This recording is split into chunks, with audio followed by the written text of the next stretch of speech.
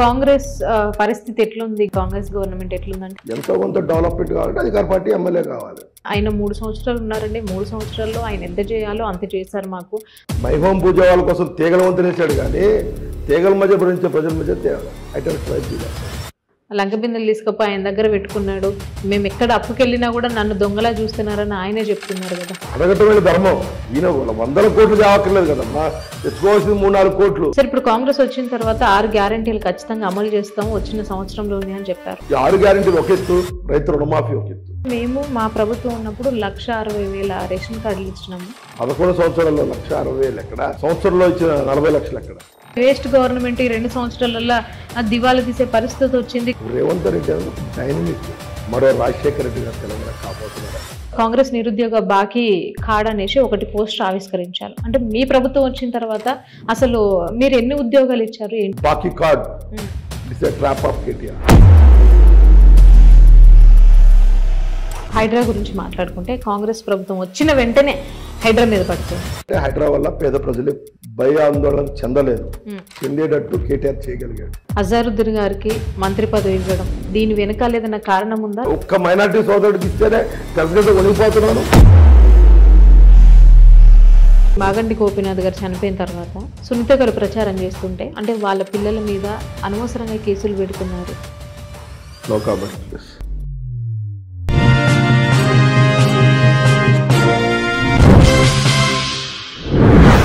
నమస్తే, welcome to social post. నేను Monica. ప్రస్తుతం మనతో వెంగళరావు నగర్ ఎక్స్ కార్పొరేటర్ కిలారి మనోహర్ గారు ఉన్నారు. ఆయనతో మాట్లాడదాం. సార్ నమస్కారం. సార్ నమస్తే. ఎలా ఉన్నారు? మీరు బాగున్నారమ్మా? చాలా బాగున్నాను sir, thank you so much. So సడన్గా అంటే ఇప్పుడున్న జూబ్లీహిల్స్ పరిస్థితి ఎట్లుందంటే ఏం చెప్తారు మీరు?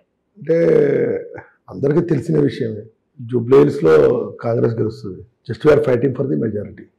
ఓకే, అంత కరెక్ట్గా ఎట్లా చెప్పగలుగుతున్నారు? 20,000 50,000 అన్నది ఆఫ్టర్ పోల్ అయినాక చెప్పగలుగుతాం. పోలింగ్ బట్టి ప్రజలు క్లారిటీగా ఉన్నారు. అక్కడ సెటిలర్స్ వన్ సైడ్ అయిపోయారు. నవీన్ యాదవ్ కోటే settlers because of Revanth Reddy one side అయిపోయారు. బస్తీలు నవీన్ యాదవ్ గారి యొక్క క్యాండిడేట్ వన్ సైడ్ అయిపోయారు. మైనారిటీ సోదరులు అధికార పార్టీని ఆదరిస్తారు, క్రైస్తవ సోదరులు ఆదరిస్తారు. వాళ్ళకి ఏంటంటే అది సోషల్ మీడియా గ్యాంబ్లింగ్. ఈ యూట్యూబ్ ఛానల్స్ మేనేజ్ చేస్తారు మన అన్నగారు కేటీఆర్ గారు. 1,000 మందిని దింపేశాడు అక్కడ. 1,000 మందిని. వీళ్ళు ఏం చేస్తారంటే ఒక బూత్లో ఎంతమంది ఉంటారంటే 200 కుటుంబాలు ఉంటాయి. ఓన్లీ 200 కుటుంబాలే. అతను ఒక బూత్కి 5 టీములు పెట్టాడు. ఒక టీంలో 6 ఉంటారు. 5 టీములు అంటే 30 మంది. వీళ్ళు ప్రచారం చేసుకోవచ్చు, తప్పేం లేదు. ప్రజాస్వామ్యంలో ప్రచారం ఇస్ ఎ ఫండమెంటల్ రైట్. వీళ్ళు ప్రచారం చేస్తారు. వీళ్ళు ఏం చేస్తారు, కండవాలు వేసుకుని ప్రచారం చేస్తారు. కండవాలు తీసి ఛాయలు తాగుతుంటారు.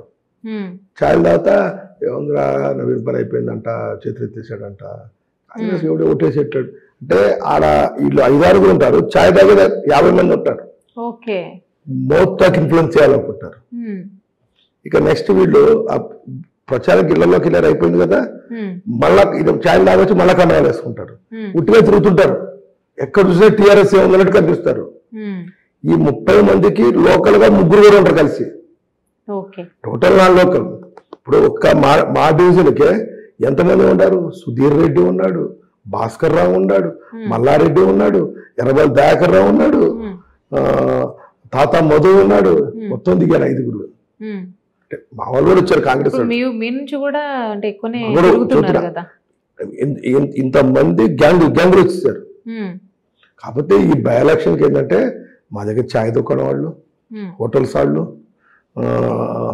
లాడ్జీల వాళ్ళు, హాస్టల్ వాళ్ళు హ్యాపీగా ఉన్నారు. ఏ పార్టీ అయినా జనం వచ్చారు, కలకలకలాడిపోతుంది. పక్కా ట్రాఫిక్ జామ్ అవుతున్నాయి. అదొక ప్రజలకు ఇబ్బంది, పిల్లలకి ఇబ్బంది, ఎవరికి తప్పితే ఒక కలకల్లాడుతుంది. మాకు ఒక పండుగ వాతావరణం ఉంది. ఇది సోషల్ మీడియా యాక్ట్ తప్పితే బేసిక్ గా టీఆర్ఎస్ కి ఏమీ లేదు, బీఆర్ఎస్ కి. సో ఇప్పుడు కాంగ్రెస్ పరిస్థితి ఎట్లుంది? కాంగ్రెస్ గవర్నమెంట్ ఎట్లుందంటే ఏం చెప్తారు? ఎన్ని గవర్నమెంట్ కొంత యాంటీ ఇన్క్యుబెన్స్ ఉంటుంది. 6 నెలలు అయితే భర్త మీద భార్యకి కోపం ఉంటుంది, ఇన్క్యుబెన్స్ ఉంటుంది, అన్ని ఓవర్కమ్ అవుతాం. ఇప్పుడు మీకు జనరల్ ఎలక్షన్ అనుకోండి, దే విల్ కన్సిడర్ యాంటీ ఇన్క్యుబెన్స్. ఇది ఇది బై ఎలక్షన్స్. ఇక్కడ ఏం చేస్తారంటే అధికార పార్టీ ఫేవర్ ఉంటుంది. ఎప్పుడైనా by elections, local body elections అధికార పార్టీ ఫేవర్ ఉంటుంది. ఎందుకంటే ఇప్పుడు వచ్చే ఎమ్మెల్యే అయితే మనం 3 సంవత్సరాలు పని తీసుకోవచ్చు కదా. ఆల్రెడీ క్లారిటీగా కాంగ్రెస్ గవర్నమెంట్ ఉంది. ఇప్పుడు బీఆర్ఎస్ ఎమ్మెల్యే చేసేది ఏముంటుంది? 11 సంవత్సరాలు చేయండి, వాళ్ళ భార్య గారు చేసేది ఏముంటుంది అక్కడ? వాళ్ళ అధికారంలో లేరు. ప్రజలు అన్ని పార్టీలు కదా తెలివి ఉన్నారు. ప్రజలు వాళ్ళు ఆలోచిస్తారు ఎంత కొంత డెవలప్మెంట్ కావాలంటే అధికార పార్టీ ఎమ్మెల్యే కావాలి. సరే, ఇప్పుడు ఏంటంటే మేము తెలుసుకుంది ఏంటంటే ఆయన 3 సంవత్సరాలు ఉన్నారండి. 3 సంవత్సరాల్లో ఆయన ఎంత చేయాలో అంత చేశారు మాకు. అంటే కొన్ని ఏరియాస్లో వాటర్ కూడా లేవు. వాటర్ ఎట్లా తీసుకురావాలన్న ఆలోచనతో వాటర్ తీసుకురావడము, రోడ్లు వేయడము. సో మాకు కొన్ని ఏరియాస్లో లైట్స్ లేవు, అంటే కొంతమందికి ఇండ్లు లేవు. సో ఆయన వచ్చిన తర్వాత మేము లాభపడ్డామని అక్కడ ఉన్న వాళ్ళు కూడా కొంతమంది చెప్తున్నారు. మేజర్గా జూబ్లీ హిల్స్ లో 3 మేజర్ ప్రాబ్లమ్స్ అండి. 3 మేజర్ ప్రాబ్లమ్స్. ఒకటి హైటెన్షన్ వైర్స్, ఈ హైటెన్షన్ వైర్స్. 2 హైటెక్ City road, bottle neck road ఉంటుంది. ఈఎస్ఐ నుంచి మీకు మోతేల రోడ్డు చాలా నేరోగా ఉంటుంది.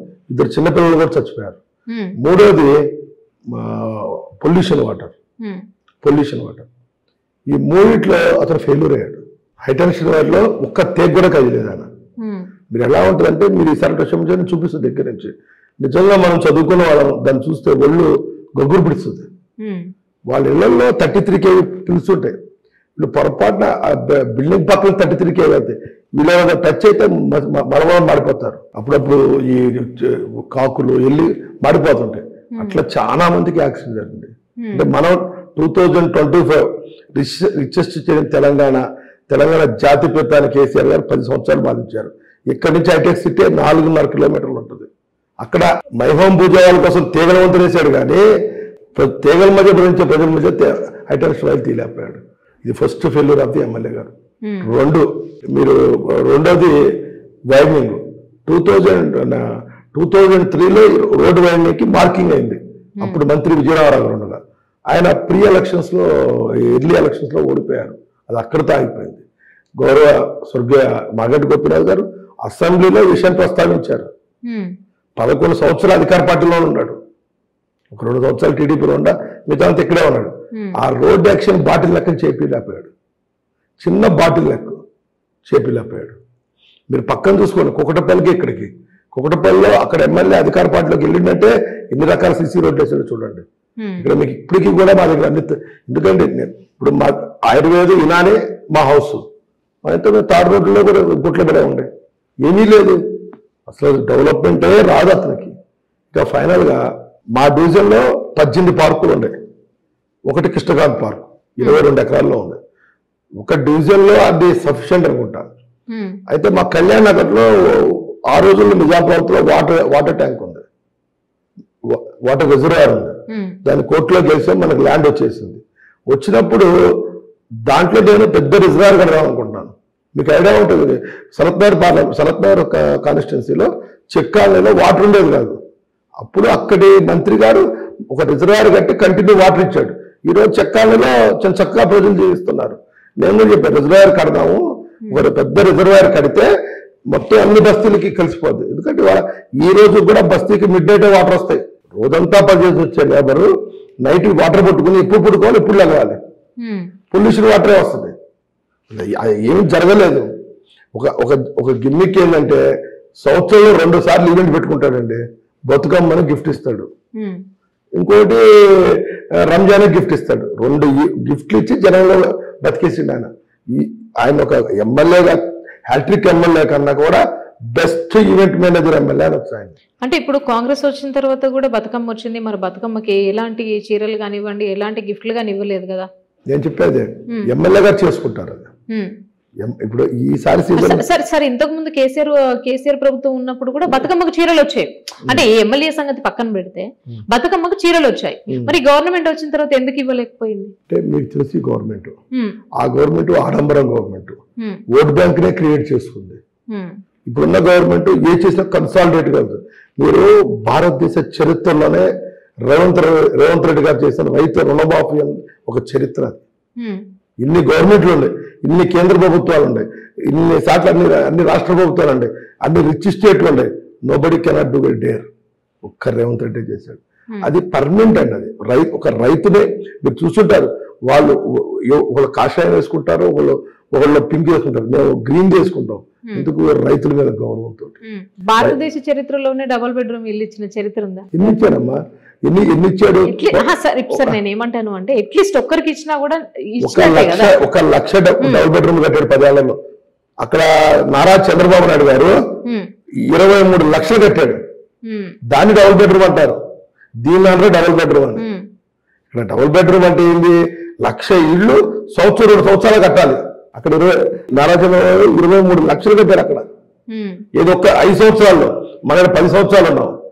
నేను మొదటి నుంచి చెప్తున్నాను మీకు, వెరీకి గ్లోబల్ ప్రచారంలో చేసింది చెప్పుకోవటంలో బీఆర్ఎస్ నుంచి వాళ్ళు ఎవరు లేరు.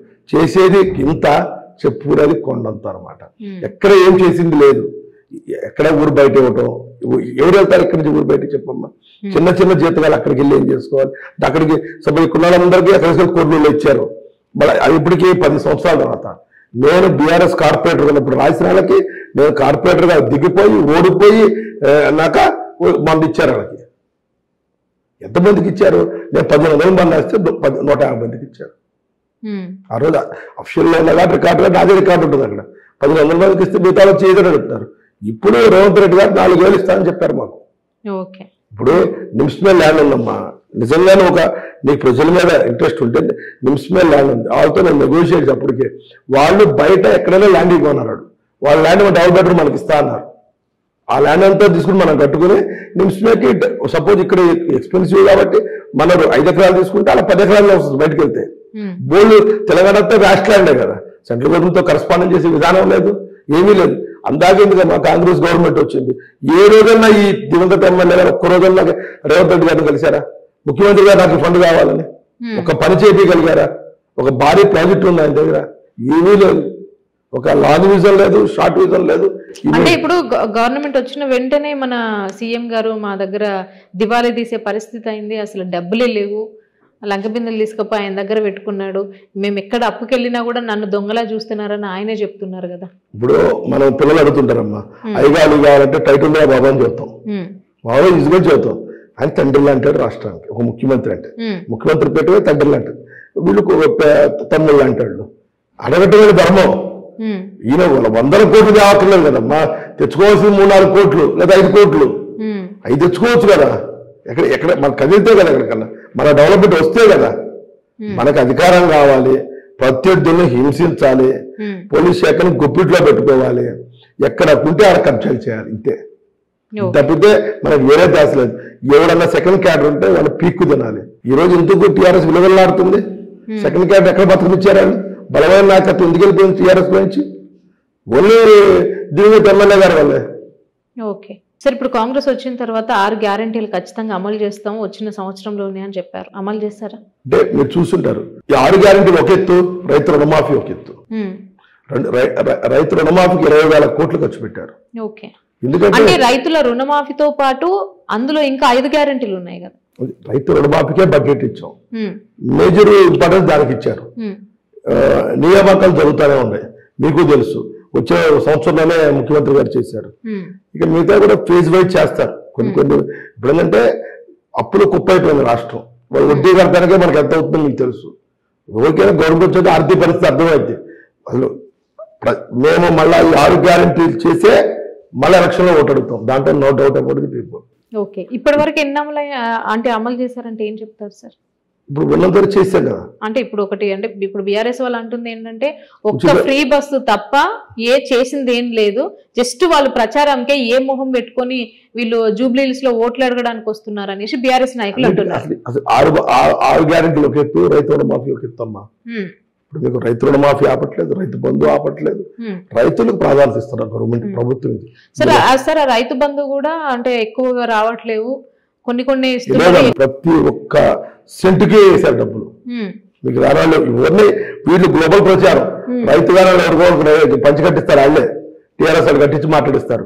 ఎక్కడ ఏ ఊరికి మా మంది వ్యవసాయ శాఖ మంత్రి గారు చెప్పారు, తుమ్మల నాగేశ్వరరావు గారు, మీ కేటీఆర్ గారు ఊరు లేదనుకోండి, హరీష్ రావు గారు ఊరు వెళ్దామా, లేదా ప్రశాంత్ రెడ్డి గారు ఊరు వెళ్దామా, కౌశిక్ రెడ్డి ఊరు వెళ్దామా, ఎవరికి రాలేదు వాపి చూపించుకొని అడిగారు. వాళ్ళు ఎవరు రాలేదు కదా ముందుకి. రుణమాఫీ అందరికి వచ్చింది, రైతు బంధు అందరికి వచ్చింది.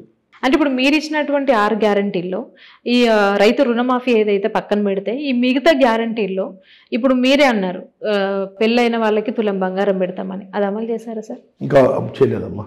ఓకే, ఇప్పుడు తులం బంగారం ఇవ్వాలని ముఖ్యమంత్రి గారు చెప్పారు, అది అమలు కాలేదు. ఆ ప్రణాళికలో ఉన్నాం మేము. దానికి కొంత సమయం పడుతుంది. మేము వెంటనే చేస్తామని చెప్పి 10 లక్షలు ఒకటైతే అడగట్లేదు, కొంత సమయం తీసుకుంటాం. మా టెన్నులో దాన్ని ఇంప్లిమెంట్ చేసి అడతాం. ఇప్పుడమ్మా రేషన్ కార్డులు అమ్మా 10 సంవత్సరాలు రేషన్ కార్డు ఇలా మేము అడిగిన వాళ్ళకి 40 లక్షల రేషన్ కార్డులు ఇచ్చాం. బేసిక్ నీడ్ ఏంటి? Ration card. రేషన్ కార్డు ఇచ్చినాం కదా. మీరు ఎప్పుడైనా గుర్తుపెట్టుకోండి, కాంగ్రెస్ రిఫార్మేషన్ డిఫరెంట్గా ఉంటుంది. రాజశేఖర రెడ్డి గారు ఉన్నారు, మీరు 106 చూస్తేనే 108 చూస్తేనే రాజశేఖర రెడ్డి గుర్తుకొస్తారు. ఆరోగ్యశ్రీ అంటే మేము ఏదైనా పథకం పెడితే ప్రజల్లోకి వెళ్ళిపోద్ది, కంప్లీట్ గా అందరికి ఇస్తాం. ఇవాళ రేషన్ కార్డు కూడా ఉంది. అప్పుడు మరి 11 సంవత్సరాలు రేషన్ కార్డు ఎందుకు లేదు? ఇస్తే అందరికి అన్ని ఇవ్వాలి కదా పథకాలు. మేము అందులో కన్సాలిడేట్ చేసుకుని. అంటే ఇప్పుడు సార్ బీఆర్ఎస్ నాయకులు చెప్తుంది ఏంటంటే మేము మా ప్రభుత్వం ఉన్నప్పుడు 1,60,000 రేషన్ కార్డులు ఇచ్చినాము, చెప్తున్నారు అంటే మేము ప్రచారం చేసుకోలేదు, వీళ్ళు ప్రచారం చేసుకుంటున్నారు. 1,60,000 ఎక్కడ, 40 లక్షలు ఎక్కడమ్మా? 11 సంవత్సరాల్లో 1,60,000 ఎక్కడ? మేము సంవత్సరంలో ఇచ్చిన 40 లక్షలు ఎక్కడ? అందరికి ఇవ్వాలి, అర్హులందరికీ రేషన్ కార్డు. దాంట్లో చాలా బేసిక్ నీడ్స్ ఉంటాయి. మీకు పెన్షన్లు కానీ అన్నిటికీ రేషన్ కార్డే ప్రమాణం. స్కూల్ ఫీజులు కానించి ఎగ్జామ్షన్ కానీ చెప్తే ఎన్ని రోజులు అస్వస్థ పాలన చేసావు. నువ్వు లిమిటెడ్ చేసి దాంట్లో పంచావు, మేము ఎక్స్పాండ్ చేసి దాంట్లో పథకాలు తీసుకురావడం. కొంత ఫైనాన్షియల్ క్రైసిస్ అయితే ఉన్నాయి, దాన్ని కన్సల్టేట్ చేస్తున్నారు. ఇప్పుడు ఫస్ట్ అసలు మీరు 2014 to 2016 బీఆర్ఎస్ పాలనకి ఈ 2023 to 2025 బ్యారేజ్ చేసుకుంది. అసలు 2014 to 2016 అయితే అసలు బీఆర్ఎస్ పార్టీ అసలు ఎక్కడ కనపడం పాలనే లేదు. వాళ్ళు ఎవరైనా సెటిల్మెంట్ టైం ఉంటుంది, ఈ 2 నెలల సెటిల్మెంట్ టైం, 3 సంవత్సరాలు ఇంప్లిమెంట్ టైం ఉంటుంది. మరి ఎందుకు ఎక్కడికి వెళ్ళినా కూడా వేస్ట్ గవర్నమెంట్ ఈ 2 సంవత్సరాలలో దివాళా తీసే పరిస్థితి వచ్చింది. గత అంటే కేసీఆర్ అయితే ఎంత అభివృద్ధి చేశాడో, ఎంత ముందుకెళ్లే ప్రయత్నం చేశారో అంతకంతకి వెనక్కి వెళ్లే పరిస్థితి తీసుకొచ్చాడు రేవంత్ రెడ్డి అని జనాలే చెప్పుకుంటున్నారు. యూజువల్ గా ఏంటంటే యాంటీ ఇన్ఫ్లుయెన్స్ ఉంటుంది కొంత. ఈ 2 సంవత్సరాల్లో ఆయన చేసినంత రిఫార్మ్స్ ఎవరు చేయలేదు. ఒక రేవంత్ రెడ్డి అనేది ఒక డైనమిక్, ఒక మరో రాజశేఖర రెడ్డి గారు తెలంగాణ కాబోతున్నారు. ఆయన క్లోనింగ్ ఆఫ్ రాజశేఖర రెడ్డి అంటే చంద్రబాబు నాయుడు గారు. ఒక సెటిల్మెంట్ ఉంటుంది. కాంగ్రెస్ అంటే మీకు తెలిసిందే, ఈ టైం సెటిల్మెంట్ టైం అయింది, స్టేబుల్ గవర్నమెంట్ అయింది. ఇప్పుడు ఇక్కడి నుంచి పరిగెత్తిస్తారు ఈ 3 సంవత్సరాలు. పథకాలు కూడా ఒక కన్సాలిడేట్గా వెళ్తాయి, అన్ని కూడా పర్ఫెక్ట్ గా చేస్తారు. ఇప్పుడు వాళ్ళది వేరు ఉంటుంది, వీళ్ళది వేరు ఉంటుంది. వాళ్ళదో స్టైల్, వీళ్ళదో స్టైల్. కాబట్టి డెఫినెట్ గా మంచిగా జరుగుతుంది. ఓకే సార్, ఇప్పుడు మొన్న పొన్నం ప్రభాకర్ గారు మాట్లాడుతూ తులం బంగారం గురించి అంటే అమలు చేసిల్లా అని అడిగితే మేము హామీలు ఇచ్చినప్పుడు 50,000 ఉన్న బంగారం ఇప్పుడు 1,50,000 అయింది, దాని గురించి పక్కన పెట్టండి అంటున్నారు. అంటే ఇప్పుడు దాని గురించే పక్కన పెట్టడం, మొత్తం హామీలు గ్యారెంటీలు అన్ని పక్కన. హామీ ఇచ్చినా ఇంప్లిమెంట్ చేయకపోతే గిల్టీ ఫీలింగ్ లో మా మంత్రి గారు చెప్పండొచ్చు, గిల్టీ ఫీలింగ్ లో చెప్పొచ్చు. దట్ ఈస్ నాట్ ఆ రీజన్ నేను యాక్సెప్ట్ చేయను. ఇప్పుడు సపోజ్ మనం 50,000 తుల బంగారం ఇస్తుంటే 6 తులం ఇద్దాం, అలా తీసుకోవచ్చు. కొంచెం ఫైనాన్షియల్ కంఫర్టబుల్ వచ్చినాక ఈ సోనియా ఇచ్చిన హామీలు కాబట్టి 100% ఇంప్లిమెంట్ చేస్తాం. ఓకే సార్, ఇప్పుడు నిరుద్యోగుల గురించి మాట్లాడుకుంటే మొన్న నక్లెస్ రోడ్లో కాంగ్రెస్ నిరుద్యోగ బాకీ కార్డ్ అనేసి ఒకటి పోస్టర్ ఆవిష్కరించారు. అంటే మీ ప్రభుత్వం వచ్చిన తర్వాత అసలు మీరు ఎన్ని ఉద్యోగాలు ఇచ్చారు ఏంటి సార్? అట్లా కాదు, కార్డు బాకీ card it's a trap of KTR. Okay, ఇప్పుడు పార్టీ ఉందా? This is a trap of KTR గారు. అద్భుత నాయకుడు, ఏదో ఒక అడ్డం పెట్టి ఒక పేపర్ ప్రోగ్రామ్, టీవీ ప్రోగ్రామ్ చేసేస్తుంటాడు. అంతే నిరుద్యోగులకి 60,000 ఉద్యోగాలు ఇచ్చామమ్మా. మీకు గ్రూప్ అన్న కానీ అన్ని వాళ్ళే నోటీసులు ఇటు, వాళ్ళే కోర్టులు ఇటు ఆపేయటం 11 సంవత్సరం జరిగింది. నిరుద్యోగ వృత్తి ఇస్తాడు, ఇచ్చిండు 11 ఏళ్ళు 10 ఏళ్ళు. ఎప్పుడు నా ముచ్చట తీసిండే అద్దీడు ఈ మట్టికి మాట్లాడతాడు. మన ఇప్పుడు ఇతనికి ఏదైనా రిజల్ట్స్ ఇచ్చామనుకో ఆయనే చిక్కడ బొల్లో ధర్నా చేపిస్తాడు. ఇదంతా పెయిడ్ ధర్నాస్ అనమాట, operated by BRS party, monitored by KTR అనమాట. ఇప్పుడు నిరుద్యోగులకి ఇన్ని నోటిఫికేషన్, ఎన్ని ఉద్యోగాలు ఎక్కడ వచ్చినాయి? ఓన్లీ రేవంత్ రెడ్డి గారి గవర్నమెంట్ లోనే వచ్చినాయి. అది ఇంకా పరంపర కొనసాగుతూనే ఉంటుంది. మీకు టీచర్స్ ఉద్యోగాలైనా, గ్రూప్ 1 అయినా, గ్రూప్ 2 అయినా, ఇక్కడ కొంత కోర్టులో అబ్జెక్షన్ జరిగినా అన్ని ఓవర్ రూల్డ్ అయ్యి ఆయన పోస్టింగ్ ఇచ్చేసాం మనం. ప్రజలు హ్యాపీగా ఉన్నారు ఉద్యోగాల విషయాలు. మీరన్న 60 తులం బంగారం వాటిని యాక్సెప్ట్ చేస్తూ నియామకాలు అన్నది రేవంత్ రెడ్డి గారి గవర్నమెంట్ లోనే జరిగింది. అంతకుముందు ఏమీ లేదు. అంతకుముందు ఓన్లీ నియామకాలు అంటే కల్వకుట్ల కుటుంబంలోనే. ఓకే. ఇప్పుడు తెలంగాణ ప్రజల కుటుంబంలో జరుగుతున్నాయి. ఓకే. అంటే మొన్న మేము అక్కడ ప్రోగ్రామ్కి వెళ్ళడం అయితే జరిగింది సార్. ఎంతమంది నిరుద్యోగులు, అంటే ఎందుకు నిరుద్యోగులే ఎందుకు అంటే నోటిఫికేషన్స్ ఇవ్వలేదు మాకు రేవంత్ రెడ్డి అంటే బేసిక్ గా ఇప్పుడు సార్ ఒకటి సార్, ఇప్పుడు బీఆర్ఎస్ ఓడిపోయి కాంగ్రెస్ ప్రభుత్వం రావడానికి ప్రధాన కారణం ఏంటంటే నిరుద్యోగుల సంఖ్య ఉంది ఎక్కువగా. సో ఈ ప్రభుత్వం వచ్చినాక కూడా మాకు న్యాయం జరుగుతలేదు, 2 సంవత్సరాలు అవుతుంది నిరుద్యోగ నోటిఫికేషన్ రాకనేసి నిరుద్యోగులు చెప్తున్నారు. మరి ఏది అబద్ధం ఏది నిజం? టీచర్ రిక్రూట్మెంట్ జరిగింది, గ్రూప్ 1 జరిగింది, గ్రూప్ 2. ఇప్పుడు నిరుద్యోగులందరికీ ఉద్యోగాలు చేయడానికి ప్రభుత్వంలో ఖాళీ ఉండాలి కదా. ఉన్న ఖాళీని మొత్తం భర్తీ చేస్తున్నాం, సీక్వెన్స్ వైజ్ చేస్తున్నాం. మీకు ఇక్కడ ఖాళీలు ఉండే ఇది ఆపేశారు, లేకపోతే ఈ నోటిఫికేషన్ ఆపారని మాట్లాడతాం కరెక్ట్. చదువుకున్న వాళ్ళందరికీ ప్రభుత్వ ఉద్యోగులే కదమ్మా. మనం కొన్ని ఉద్యోగాలు అయితే మనం ఎక్కడ గవర్నమెంట్ లో ఖాళీ ఉందో అది రిక్రూట్మెంట్ జరుగుతూనే ఉంది. అసలు ఒక నిరంతర ప్రక్రియ. డైరెక్ట్ ముఖ్యమంత్రి గారు రేవంత్ రెడ్డి గారు మానిటర్ చేసుకుంటున్నారు. అది నిరంతర ప్రక్రియ, ఒకే రోజులో రావు నోటిఫికేషన్లు, గ్రాడ్యువల్ గా జరుగుతుంది. మీరు పక్క స్టేట్ అని చూసుకోండి, ఇటు పక్క స్టేట్ అని చూసుకోండి, ఇటు పక్క స్టేట్, వాళ్ళందరి మీద మనం మెరుగ్గా ఉన్నాం. ఎప్పుడైతే వీళ్ళు నోటిఫికేషన్ వేయటం, కోర్టులో కేసు వేయటం, వాళ్ళు ఆపేయటం, అటువంటి డ్రామాలు ఇక్కడ నడవట్లా. ఎక్కడ వేకెన్సీ ఉంటే అవన్నీ చేస్తున్నాం. సరే, ఇప్పుడు హైడ్రా గురించి మాట్లాడుకుంటే కాంగ్రెస్ ప్రభుత్వం వచ్చిన వెంటనే హైడ్రా మీద పడిపోయింది. ఈ హైడ్రా వల్ల అంటే ఈ హైడ్రా గురించి మీరు ఏం మాట్లాడాలనుకుంటున్నారు? కొంత ఏంటంటే హైడ్రా వల్ల పేద ప్రజలు భయాందోళన చెందలేదు, చెందేటట్టు కేటీఆర్ చేయగలిగాడు. ఓకే. అంటే నష్టపోయింది ఇప్పుడు దాంట్లో, ఇప్పుడు హైడ్రా వల్ల నష్టపోయింది కదా సార్. FTR లో బిల్డింగ్లు కట్టమంటారా? ఇప్పుడు మన ఫ్యూచర్ జనరేషన్ ఏం చెప్పబోతున్నాం మనం? అలా అంటే మన చెరువులు కావాలా వద్దా? వాళ్ళంతా చెరువులు ఆక్రమించారు. మీరు టీఆర్ఎస్ నాయకులు చూడండి, 2014లో ఉన్నారు, 2024లో ఉన్నారు, మదించిపోయినారు వేల కోట్లకి. కారణం ఎక్కడి నుంచి? ఎవరి డబ్బు అది? మన డబ్బే కదా. దారుణంగా దోసుకున్నారు అసలు. మీకు 2014లో మన దివంగత ఎమ్మెల్యే గారు ఆర్థిక పరిస్థితి ఏంటి, చనిపోయిన తాత అసలు ఆర్థిక పరిస్థితి ఏంటి చూడండి మీరే. ఇంకా దానికి జ్యోతి చిన్నగా అయి పెద్దగా అట్లా ప్రతి నాయకుడిని చూడండి, ఎవరినైనా చూడండి. అంటే రేవంత్ రెడ్డి గారికి ఈ పేదోళ్ళు తప్ప, ఈ సెకండ్ సాటర్డే సండేలు తప్ప రాజకీయ నాయకులు కానివ్వండి, సెలబ్రిటీలు కానివ్వండి, వ్యాపారవేత్తలు కానివ్వండి కనిపించారా అనేసి అంటున్నారు సార్. నాగార్జున గారు ఇప్పుడు సెలబ్రిటీలు చూసుకుంటే ఆయన ఒక్కరిని తీశారు తప్ప ఎవరు ఇంకా కదిలిచ్చారు అనేది ఎక్కడ మీకు FTR లో ఉన్న వాళ్ళు ఎవరిని ఎవరు పెడతారు. హైడ్రా యొక్క లక్ష్యం బిల్డింగ్లు కూలగొడతాం కాదు. హైడ్రా యొక్క లక్ష్యం నాలాల పునరుద్ధరణ, చెరువుల పరిరక్షణ, మెయిన్ హైడ్రా. అది డివైడ్ అయిపోయింది. HYDRAA concept is very good. మీరు చూడండి, నాలాలు ఒకప్పుడు మనకి వర్షం పడితే ఎక్కడ రోడ్డు మీద నీళ్ళు వచ్చాయా? వాళ్ళు ఓన్లీ నాలాలో పొడుగులు తీయటం జరగట్లేదు.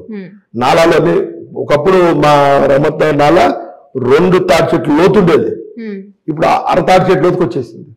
అంటే మీకు 2 తాటి చెట్లు లోతున్న నాల ఎంత వాటర్ పడితే దాంట్లోనే ఉంటుంది, ఫ్లో వెళ్ళిపోతుంటుంది. నాలని ఆక్రమించేశారు. ఒక దగ్గర నాలా ఇంత ఉంటుంది, ఒక దగ్గర వచ్చాక ఇంత అవుతుంది. మరి ఇవన్నీ ఓవర్కమ్ ఇవన్నీ పేద ప్రజలే ఉన్నారు. పేద ప్రజలను క్షమించాలా లేకపోతే హైదరాబాద్ ముంచేయాలా? అంటే సార్ ఇప్పుడు ఏంటంటే అట్లీస్ట్ మాకు నోటిఫికేషన్ ఇవ్వకుండా, అంటే మాకు లీగల్ నోటిఫికేషన్ ఇవ్వకుండా మమ్మల్ని ఇంత దారుణంగా అట్లీస్ట్ పిల్లల బుక్స్ లోపల ఉన్నాయి అని మేము తీసుకుంటామని చెప్తుంటే కూడా వినిపించుకోకుండా మా ఇంట్లోని కూలేశారు. లీగల్ నోటిఫికేషన్ ఎవరికి ఇస్తారమ్మా? లీగల్ గా రిజిస్టర్ ఎవరికి ఇస్తారు? ఇల్లీగల్ కట్టడాలమ్మా. సార్ ఇప్పుడు ఆల్టర్నేట్ గా మాకు ఏదో ఒకటి కావాలి కదా, మేము మా పరిస్థితి ఏంది అనేసి కూడా కొంతమంది. నేను క్వశ్చన్ మీకే వేసాను, మీరు జనంతోకి వెళ్ళారు, నేను మీకు క్వశ్చన్ వేసా. హైదరాబాద్ ముంచేద్దామా లేకపోతే నాలాలు ఆక్రమణలు ఆపుతావా? దాన్ని ప్రజలు డిసైడ్ అవ్వాలి. హైడ్రా యొక్క ఉద్దేశం మంచిది, దానివల్ల కొంతమంది ఇబ్బంది పడతారు. మీకు కాలు ముళ్ళు కూర్చుంటుందమ్మా, దాన్ని సర్జరీ చేసి తీయాలి. సిజర్ పెడుతున్నామంటే తప్ప తీపోతే సెప్టిక్ అయితే కదా ముళ్ళు. ఇనపొక్క కూర్చుకుంటే అంటే నేను సిజర్ పెట్టి కట్ చేస్తానని దాన్ని మీరు గుచ్చారంటారా లేదా దాన్ని ఆపరేషన్ అంటారా? Same thing. హైడ్రా వల్ల కొంతమంది పేదలు ప్రతిదీ కూడా ఫ్యాబ్రికేటెడ్. మీకు చూడండి, కుకటపల్లిలో అన్ని చెరువులు ఆక్రమించి వెంచర్లు వేశారు. అక్కడికి హైడ్రా వెళ్ళంగానే నాటకం వేసేస్తారు. ఎవరు ఎట్లాగో చనిపోతారు, దానికి అంటే కేటీఆర్ గారు వస్తారు. అలకుల ఎమ్మెల్యే కదా, ఎన్నో వచ్చేస్తాడు. దానికంతా అదొక 1000 కోట్లు సంపాదించారు దాంట్లో వాళ్ళు. 1000 కోట్లు ఎక్కడికో వెళ్ళిపోయారు. అదొక మాఫియా. అది ఇవన్నీ చెబిరు వాళ్ళు. ఇప్పుడు ఒక హైదరాబాద్ అంటే హైడ్రా యొక్క ఉద్దేశం కరెక్టే, కానీ implementation is very difficult. HYDRAA ఉంది చదువుకున్న వాళ్ళు, రియల్గా మీలాంటి విద్యావేత్తలు అందరూ కూడా ఇంటలెక్చువల్స్ అంతా దాన్ని యాక్సెప్ట్ చేస్తారు. దానివల్ల కొంతమంది సఫర్ అవుతారు. ఇప్పుడు మీరు వెళ్తున్నారు, వర్షం బాగా వస్తే ఇక్కడ ఏ నాలైనా పొంగుతుంది, ఎందుకు పొంగుతుంది? ఎక్కడ నాలాలు పొంగవు, నాలాల మీద పొంగకూడదు, దాని డెప్త్ అవుతుంది. నాలా అంటేనే ఉంది హెవీ డెప్త్ ఉందని నాలా అంటారు. నాలాలు పుడిగిపోయి నాలాలు చిన్నగా పోయి ఆక్రమణ దాన్ని ఎట్లా రెక్టిఫై చేయాలి, దానికి బలిపోసం అవుతున్నారు రేవంత్ రెడ్డి గారు. వారు ఒక మంచి విజన్తో వెళ్ళారు. ఆ రోజు నారా చంద్రబాబు నాయుడు రోడ్డు వైండింగ్ చేశారు, అన్ని రోడ్లు వైండింగ్ చేశారు, ఓల్డ్ సిటీ కూడా వైండింగ్ చేశారు. దానివల్ల ప్రజలు ఈరోజు సుఖపడుతున్నారు. కానీ ఆ రోజు 16 సీట్లు ఓడిపోయారు నారా చంద్రబాబు నాయుడు గారు. ఎప్పుడైతే రిఫార్మ్స్ ఇస్తుంటాడో దానికి అతను బలిపోసం అవుతానే ఉంటాడు. ప్రజలకి అన్నీ కావాలి. ఎలా ఉంటుందంటే అందరూ దేశాన్ని ప్రేమిస్తారు, అందరూ సోల్జర్లు కావాలి, కానీ సోల్జర్ పక్కింట్లో ఉండాలి, మన ఇంట్లో ఉండకూడదు. అది ఒక మనుషుల యొక్క మెంటాలిటీ. ఇది కూడా అంతే. హైడ్రా కూడా, హైడ్రా అన్నది it's a beautiful concept by fame by government. కానీ తను కొంతమంది అవుతున్నారు అటు. ఇప్పుడు గుడ్డు ముందా కొడు ముందా అని క్వశ్చనే ఇది కూడా. నాలాలు క్లియర్ చేయాలా లేకపోతే హైడ్రా ముంచాలా? ఇప్పుడు మీరు వెళ్ళేటప్పుడు, మీరు ఆఫీస్ నుంచి ఇంటికి వెళ్ళినప్పుడు వర్షం పడింది, రోడ్డు మీద నీళ్ళు వస్తాయి, ఏ గవర్నమెంట్ నాలాలు సరి చేసాగా అంటారు, మళ్ళీ కోలుకొడితేనే ఇళ్ళకి వెళ్ళారంటారు. ఇటు చేయాలి మరి. కానీ ఒకటే అమ్మా, నాళాలన్నీ సరి చేయకపోతే భావి తరాలకు చాలా ఇబ్బంది. అది అట్లనే పేదవాళ్ళని మనం ఏం చేయలేం. ఒక అది డిఫికల్ట్ సబ్జెక్ట్. దాని మనం మూసీ నది మీదే ఉండదు, దాన్ని ప్రక్షాళన చేస్తే మనకు హైదరాబాద్ వాటర్ ప్రాబ్లం ఉండదు. అదంతా ఆక్రమణలో ఉంది. ఇవన్నీ ఏది జరగనట్లేదు. ఒక రిఫార్మ్ రావాలి. సరే, అంటే ప్రస్తుతం ఇప్పుడు మీరు అంటే నాలాల గురించి, వాటర్ గురించి మాట్లాడాలి కాబట్టి ఈ క్వశ్చన్ అడుగుతున్నా. వర్షం పడితే హైదరాబాద్ పరిస్థితి ఇంకా మనం చెప్పాల్సిన అవసరం లేదు. సో ప్రజెంట్ జిహెచ్ఎంసీ పరిస్థితి ఎట్లున్నదంటే ఏం చెప్తారు మీరు? అంటే దానికి ఒకళ్ళు వచ్చాలమ్మా, అసలు సిస్టమే రానుంది. 10 సంవత్సరాలు టీఆర్ఎస్ ప్రభుత్వం, టీఆర్ఎస్ బ్లేమ్ చేయలేము, అధికారులే పనిచేయాలి ఏ ప్రభుత్వం ఉన్నా కూడా. నేను చెప్పే కదా, నాలాల పూడికలను చూడండి, అది తూతు మంత్రంగా నడుస్తుంది. 1000 కోట్లు వస్తున్నాయి. అదొక బిగ్ స్కాండల్. అది బిగ్ స్కాండల్. అది ఆ 1000 కోట్లు వస్తున్నాయి. అవి యంత్రాలు వాడతారు ఎవరు? యంత్రాలు దింపి డెప్త్ తీసి మట్టి తీసి, సపోజ్ మట్టి తీస్తాం, దాన్ని ఎక్కడ వేయాలి? ఆ సిస్టంలో ఏమంటారంటే ఆ వెట్టి తీస్తాను కదా బయటికి, అప్పుడు మెజర్మెంట్ తీయడు, అది డ్రై అవ్వాలి. అది డ్రై అవ్వాలంటే మళ్ళీ ఇక్కడ వేయాలి, ప్రజలు ఊరుకోరు. ఇవన్నీ ఇంటర్లింక్ కూడా ఉన్నాయి సిస్టంలో, ల్యాబ్స్ ఇవన్నీ. దీని వ్యక్తులు మీకు ఎలా ఉంటుందంటే అమ్మా, మనం సినిమాకి వెళ్తే సీటు కంఫర్ట్ లేకపోతే సినిమా బాగాలేదంటాం, సీటు కంఫర్ట్ లేకపోతే మనం కాల్సి వచ్చినా సినిమా బాగాలేదంటాం. అట్లాగే ఇది కూడా అంతే. ఈ సిస్టంలో ల్యాబ్స్ కి ఏ రాజకీయ నాయకుడు ఏం చేయలేదు. రాజకీయ నాయకుడు ఇన్స్ట్రక్షన్ గవర్నమెంట్ కూడా ఏం చేయలేదు సార్. ఒకటే కాదు, మా సిస్టమ్ ల్యాబ్స్ అది. ఈ నాలాల పరిరక్షణ మీద ఆనాటి ముఖ్యమంత్రి నారా చంద్రబాబు నాయుడు లాగా ఓటు చూసుకోకుండా చేయగలిగితేనే ఇదంతా పరిరక్షణ అయింది. మీకు కిర్లోస్కర్ కమిటీ ఇచ్చింది, ఇది ఇప్పుడో వచ్చింది. కిర్లోస్కర్ రమేష్కి ఇది ఇచ్చింది. ఈ నాలాలు ఏ విధంగా చేయాలి అందరి దగ్గర ఉంది. కేటీఆర్ గారికి తెలుసు, కేసీఆర్ గారికి తెలుసు, ఆయనే ఉన్నారు మున్సిపల్ శాఖ మంత్రి. ఇంప్లిమెంట్ చేయరు ఎవరు అసలు. మీకు ఇప్పుడు ఆ డ్రైనేజ్ వ్యవస్థలు అయితే వాటర్ చూడండి, అవన్నీ చిలులు పట్టేసింది. 25 సంవత్సరాల క్రితం వేస్తున్నాయి అవన్నీ. అదే వాటర్ మనం తాగుతున్నాం. దాన్ని మొత్తం మార్చాలంటే 2-3 వేల కోట్లు అవుతుంది. అలా సిస్టమే రావట్లేదు. ఎంతసేపు ఫ్రీ ఫ్రీ ఫ్రీ ఫ్రీ వీటికి సిస్టమ్ అనేది ఇప్పుడు అప్గ్రేడ్ కావట్లా. మనం ట్రంకాల నుంచి యాపిల్కి వచ్చాం, కానీ మనకు తాగే వాటర్ కానీ ఇవి కానీ అవ్వట్లేదు. 24 hours వాటర్ కానీ ఇవన్నీ జరగట్లేదు. అది చేయగలిగిన రోజే నిజమైన ప్రజాప్రభుత్వం. ఇప్పుడు ఈ ప్రభుత్వం చేస్తా చేయదా, అట్లీస్ట్ ట్రై అయినా చేస్తుందా? రేవంత్ రెడ్డి గారు విజనరీ లీడర్. వారికి ఈ 2 సంవత్సరాలు సెటిల్మెంట్ టైం, వచ్చే 3 సంవత్సరాలు పరిపాలన టైం. డెఫినెట్ గా నాకు రేవంత్ రెడ్డి గారి మీద నమ్మకం ఉంది. వచ్చే 3 సంవత్సరాల్లో అతను రాజశేఖర రెడ్డి గారిని మరిపిస్తారు. మరో ఒక అద్భుతమైన ముఖ్యమంత్రికి వస్తారు. ఆయన నాయకత్వంలోనే మళ్ళా మేము ఎలక్షన్ లో గెలవబోతున్నాం.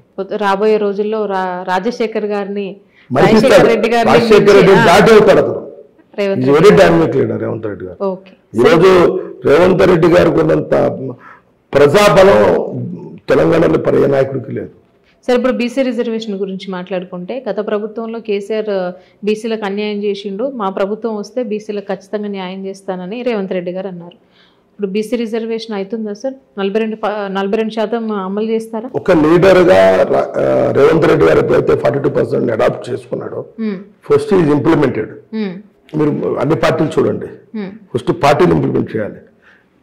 దేశం గెలవాలంటే మన ఇంట్లో గెలవాలి ఫస్ట్. టీఆర్ఎస్ ప్రెసిడెంట్ ఎవరండి? కేసీఆర్ గారు. బీజేపీ ప్రెసిడెంట్ ఎవరండి? రామచంద్రరావు గారు. కాంగ్రెస్ ప్రెసిడెంట్ ఎవరండి? మహేష్ కుమార్ గౌడ్ గారు. బీసీ ఎవరున్నారండి ఏళ్ళలో? 2 ఓసీలు, బీసీలు. బీసీ ప్రెసిడెంట్ని పెట్టుకుని మేము పార్టీలు ఇంప్లిమెంట్ చేసాం. ఇక్కడ 3 అభ్యర్థులు. టీఆర్ఎస్ అభ్యర్థి ఎవరండి? మాగంటి సునీత గారు. బీజేపీ ఎవరు అభ్యర్థి ఎవరండి? లంకాల దీపక్ రెడ్డి గారు. కాంగ్రెస్ ఎవరు అభ్యర్థి అండి? నవీన్ యాదవ్ గారు. ఇక్కడ బీసీ అభ్యర్థి, 2 ఓసీ అభ్యర్థులు. పార్టీలు ఇంప్లిమెంట్ చేస్తాం, ఎలక్షన్ ఇంప్లిమెంట్ చేస్తాం. రేపు ఇర్రెస్పెక్టివ్ ఆఫ్ కోర్టు డైరెక్షన్ మేము 42% సీట్లు పోతున్నాం. అంటే ఫస్ట్ మనం ఇవ్వాలి. కొంత లిమిటేషన్స్ ఉంటే దీనికి అక్కడ జరగాలి, దానికి రిఫార్మ్ జరగాలి. అమెండ్మెంట్ జరిగితే జరుగుతుంది, అందరూ తెలిసిందే. మాకు బలం లేదు అక్కడ. తొందరలోనే మాకు 3 సంవత్సరాల బలం రాబోతుంది. వచ్చినా డెఫినెట్గా రిఫార్మ్ చేసి ఇంప్లిమెంట్ చేస్తాం.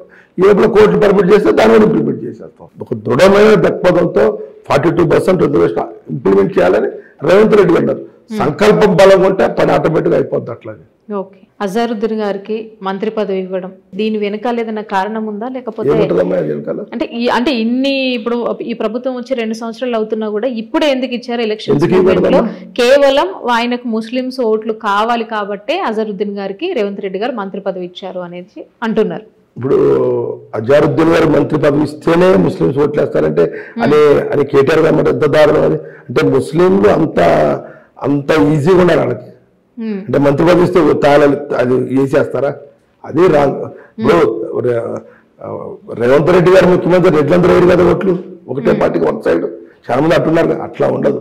నేను చెప్పా, కేటీఆర్ కన్నా, రేవంత్ రెడ్డి కన్నా, కిలారి మనోహర్ కన్నా, మౌనిక కన్నా ఓటరే తెలియగలవాడు. వాళ్ళల్లో ముస్లిం ఓటర్లు చాలా తెలియగలవాడు. కాబట్టి అన్ని పిచ్చి మాటలు. మీకు రాజస్థాన్ గవర్నమెంట్లో బీజేపీ అప్పుడు 2 మంత్రులు వెళ్ళదు. బై ఎలక్షన్ క్యాండిడేట్ మంత్రి చేసింది. నాగార్జున సాగర్ బై ఎలక్షన్ లో వాటర్లో 2 చైర్మన్లకు అపాయింట్ ఇచ్చావు కేసీఆర్ గారు. అప్పుడు గుర్తురాలు ఏంది? అదే సుదర్శన్ రెడ్డి గారికి ఇచ్చారు. మరి మాట్లాడరు ఎవరు? సలహాదారు ఇచ్చారు కదా. అంటే ఒక్క మైనారిటీ వాళ్ళే నీకు టార్గెట్. నీకు భయమా, అభద్రతా భావమా నీకు? ఎందుకు మైనారిటీ టార్గెట్ చేస్తాను అసలు? అంటే ఇప్పుడే అంటే ఈ ఎలక్షన్ మూమెంట్ లో ఇచ్చారు అని అంటే దాని అర్థం ఏంది అనేసి వాళ్ళు అంటున్నారు. ఈరోజు సుదర్శన్ రెడ్డి గారు ప్రభుత్వ సలహాదారుడుగా కేబినెట్ ర్యాంక్ ప్రమాణ స్వీకారం చేశారు. మరి అదే మాట్లాడలేదు మీరు? ఒక్క మైనారిటీ సోదరుడికి ఇస్తేనే గజగజ వణిగిపోతున్నాను. నువ్వు చైర్మన్ ఇచ్చావు, నువ్వు చైర్మన్ అపాయింట్ చేసావు. ఇప్పుడు అతను ఎమ్మెల్సీ ఉన్నాడు, అతను ఇవ్వటం తప్పలేదు కదా. మైనారిటీ సోదరుడు న్యాయం చేయాలి, చేశారు. నీకు ఎందుకు హక్కుళ్ళు? ఆ కక్కసి ఎందుకు వాళ్ళ మీద, మైనారిటీ సోదరుల మీద? ఎక్కడ వీళ్ళంతా నువ్వు ఎన్ని చెప్పినా మైనారిటీ సోదరులు కాంగ్రెస్తోనే ఉన్నారు. ఓకే సరే. ఇప్పుడు అంటే మాగంటి గోపీనాథ్ గారు చనిపోయిన తర్వాత సునీత గారు ప్రచారం చేస్తుంటే అంటే వాళ్ళ పిల్లల మీద అనవసరంగా కేసులు పెడుతున్నారు కాంగ్రెస్ ప్రభుత్వం. వాళ్ళ భార్య ఏడుస్తే కూడా దీని సింపతి డ్రామా అని పొన్నం ప్రభాకర్ గారు అనడం. సో ఇవన్నీ ఈ పరిణామాలు ఎట్లా అనిపిస్తుంది మీకు? No comments please. నేను ఎంతైనా గోపీనాథ్ గారు లేరు కాబట్టి వాళ్ళ మీద సింపతిగా చూపిస్తాను. No comments. ఓకే.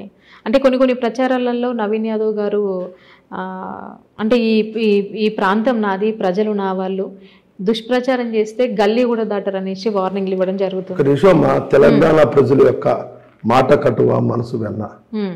ఇప్పుడు ఇరిటేట్ చేసేప్పుడు మాట్లాడతాం, నేను కూడా మాట్లాడతాను. మరి మేము లోకల్ వాళ్ళంతా ఒరిజినల్ జూబ్లీస్ లో బస్తీల్లో దొరికిన మేము, దుర్గంచెడి దగ్గర జూబ్లీస్ వచ్చేవాళ్ళు వాళ్ళు. ఎవరు కావాలో ప్రజల్లో నేర్చుకోవాలి. ఇక్కడ కృష్ణకాంత్ పార్క్ లో ఏం కప్పు కొట్టుద్దో మాకు తెలుసు. వాకింగ్ చేస్తుంటే మీకేం తెలుస్తుంది? మీ ఆయన దుర్గంచెడి దగ్గర మీ ఇల్లు, ఇక్కడ కష్టాలు మీకేం తెలుసు? కరెంట్ వర్షాలు వస్తే మీ వాటర్ అయితే మాకు తెలుసు. ఆ విధంగా నవీన్ యాదవ్ గారు చెప్పారు. అది సంస్కారహీనం.